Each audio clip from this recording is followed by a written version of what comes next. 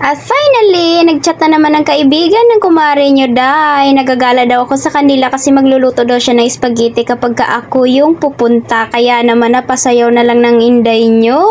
Kaya naman dali-dali talaga akong nagbihis dyan. O akala mo kung sinong mudra-mudra na yan. O diba, sexy bagets.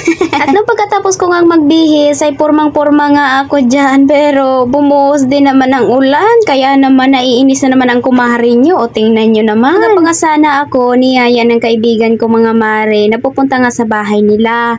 Kaso lang, umuulan nga. Tapos nung katanghali na, nawala-wala na siya. Kaya nga, niyaya niya ulit ako. Kaya napabihis na ako. Nakakaluka talaga mare. Mapagbiro talaga yung tadhana mga mare. At nang pagkatapos ko nga magbihis at maglagay-lagay ng anik-anik sa aking mukha, ay siya namang umuulan. Ay naku, Diyos ko po, salamat. At kaya naman, nag-iisip na ako dyan kung anong dapat kong gawin. Kasi napaka-boring talaga dito sa bahay. Wala akong magawa at wala din ako makakausap. Sabi ko nga, napaisip ako na tutuloy talaga ako sa lakad ko kapag hihinto yung ulan. Pero pagtingin ko sa labas, aba naman, ay naulan pa rin. Ay hindi na yata ito hihinto at tuloy-tuloy na rin ang bagyo hanggang Kaya naman mga mare, ay napapakanta na lang ako dyan.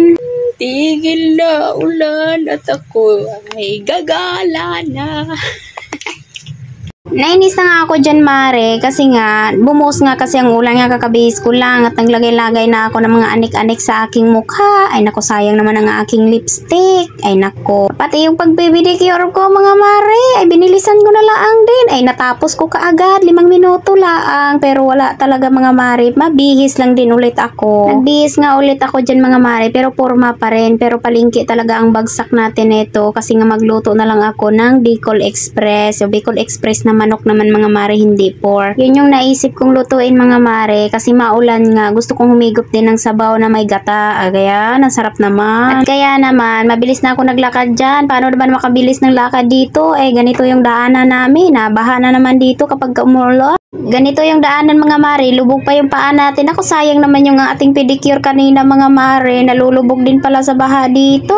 Ay sayang din.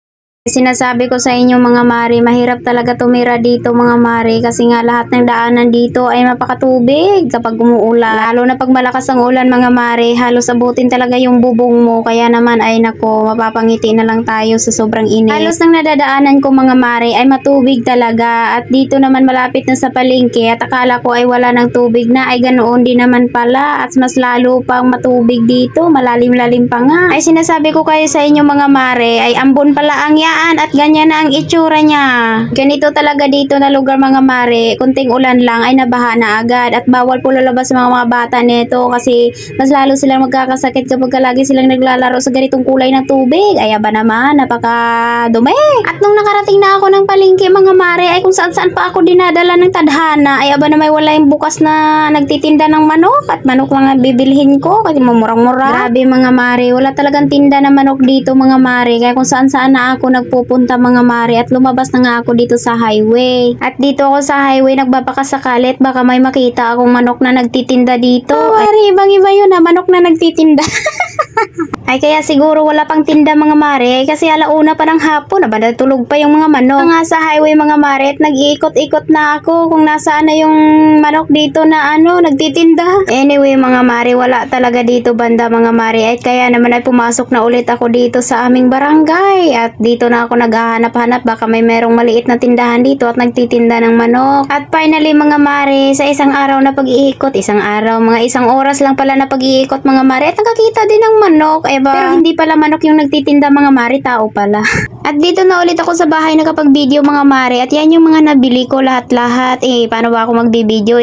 Dalawa lang yung kamay ko at isa sa payong at saka bit-bit ko pa yan. Paano na mag-bit-bit sa kamera na to? At kaya naman pagdating ay dinali-dali ko na rin siyang minikos-mekos dyan at ako'y nagugutom na rin. Agahan pa yung kinain ko nung oras na alauna na at hindi pa ako napagtanghalian. Maliliit lang pala ang hiwa natin dyan mga mare kasi nga, ay halang-halang nga ang tawag dyan at lalagyan natin yan ng sili.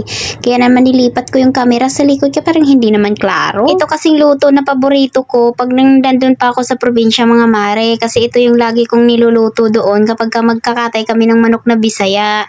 At yun yung tinatawag na manok na native dito. Para mapabilis yung gawa natin mga mare at lang pagluluto natin mga mare ay babalatan muna natin lahat-lahat at huhugasan natin. At yung nahugasan ng mga mare ay dito na natin siya hihiwain. Liliitan lang din natin yung hiwa, parang hiwa lang din ng gabi na yun talaga yung dapat ihahalo dyan. Kaso walang gabi at yung patatas na lang. Para lang din tayong gumawa ng minudo ditong gata.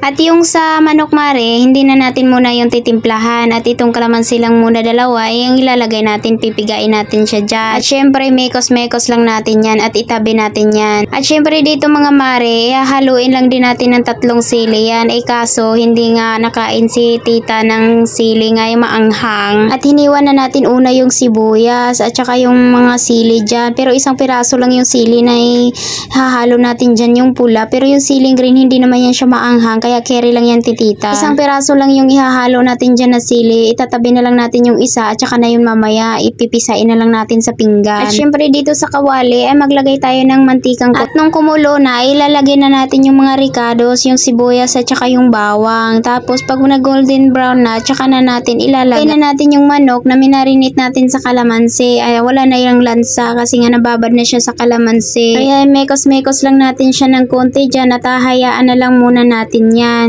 Ay maya-maya nga ay nilagay ko na rin yung ating patatas at para magsabay na rin silang maluto. Ay kaya naman for dago. Mekos-mekos lang ng konti dyan kaya naman sobrang sarap na nating nugget, hindi pa luto. Sabi ko naman mga mare na gusto ko rin yung maraming tubig na may gata. Ay kaya naman for dago, sobrang dami din ng tubig na nilalagay ko. Hintayin na lang natin siyang kumulo dyan mga mare. Hindi ko na lang din tinakpan mga mare kasi nga wala akong pantikip na kasya. Nung kumulo na nga mga mare, ilalagay na natin yung siling green tsaka yung sili na isang pirasong pula. At syempre mare, mekos-mekos. Kaya naman for dago na talaga yung amoy niya dyan mare. Amoy ulam na talaga siya mare. Ng mga ilang minuto nga mga mare ay nilagyan ko na nga siya ng gata. Ayan for dago. Oh, wow, ang sarap niya talaga mga mare.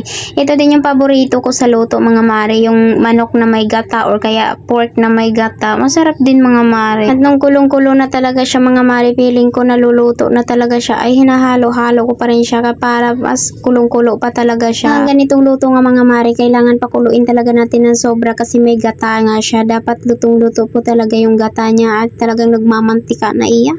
At kaya naman, thank you Lord for the blessing Lord sa pagkain araw-araw. Sa maraming salamat Lord. At sa mga nagugutom dyan, kumuha na rin kayo ng bahaw at sabayan nyo na akong kakain din ay napakasarap neto.